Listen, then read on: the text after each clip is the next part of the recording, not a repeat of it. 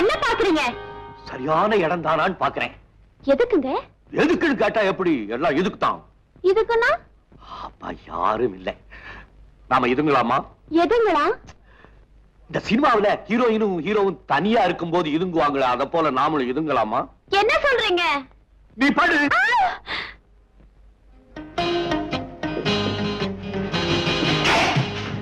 பிடிச்சா கல்யாணம் பொண்ணு பெங்களூர் போயாச்சு.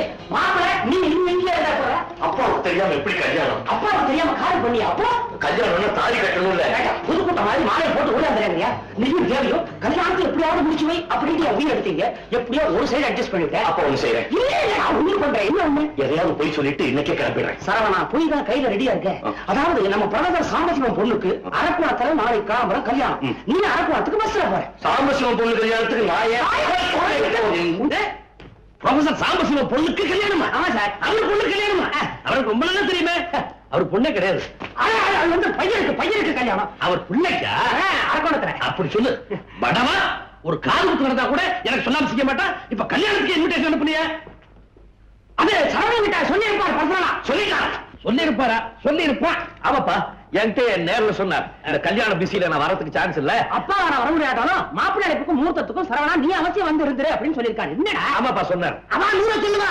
என்ன இருந்தாலும் ஆத்துக்கு பிரிவாவா? இவன் நேர்ல போய் ஆசீர்வாதம் பண்ணதான் நல்லா இருக்கும். நீங்க சொல்றது ரொம்ப கரெக்ட். நாளைக்கே என் பிள்ளை கல்யாணம். என்னடா அப்செட் ஸ்டமக் அப்செட்டா? அப்ப நீ போக வேண்டாம். நாளைக்கு அரக்கோணத்துக்கு கல்யாணத்துக்கு நம்ம 2 பேரும் போறோம்.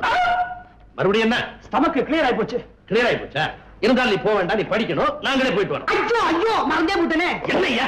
நாளைக்கு தான் நம்ம கீழ இருக்கிற ராவத்தர் கேஸ் மேல் கோர்ட்டுக்கு வருது. இது விட்டா இன்னும் 9 மாசத்துக்கு கேஸே கிடையாது. அதுவும் சரிதான். இப்ப என்ன செய்யறது? மாமா சரவணா உங்க மகன் தானே? பல்ல உடப்பேன். இல்ல அப்பாவுக்கு பதிலா பையன் போறாமே. அதுவும் சரிதான். அப்பா சரவணா நாளைக்கு நீயே கல்யாணத்துக்கு போய் நான் வர முடியாதுக்கா உங்களுக்கு எக்ஸ்கியூஸ் வாங்கிட்டு என் சார்பில் மாப்பிள்ளை ஆசீர்வாதம் பண்ணிட்டு வந்துரு. ஐயோ நானே எப்படி ஆசீர்வாதம்? சின்ன பையன் அவன் எப்படி ஆசீர்வாதம் பண்ண முடியும்?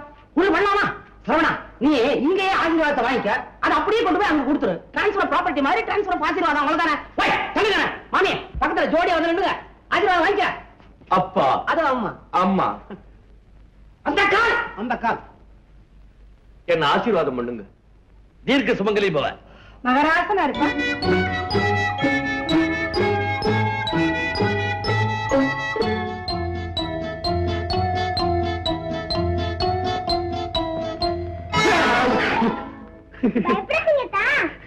யார் பாப்பா நீ? நான் தான் மீனுக்குட்டி அலாரம் வந்திருக்கேன். நான் தான் இங்க அலறிக்கிட்டு இருக்கேன். அலாரம் எதுக்கு? அக்கா கொடுத்துட்டு சொன்னாங்க. இங்க 3 மணிக்கெல்லாம் எழுந்திக்கணுமாமே. வரேட்டா? பாப்பா மறுபடி எனக்கு கல்யாணம் நடந்திருந்தா மாப்பிள்ளை தோழியெல்லாம் இருப்பாங்க. ஜாலியா பொழுது போகும். யாருமே இல்ல, தனியா இருக்கேன். நீ எனக்கு கொஞ்சம் துணையா இரு. ஐயோ எங்க அப்பா கோச்சுப்பாங்க. சீக்கிரமா எழுந்திக்கணும் சொல்லிருக்காங்க. அப்பா பத்தி நான்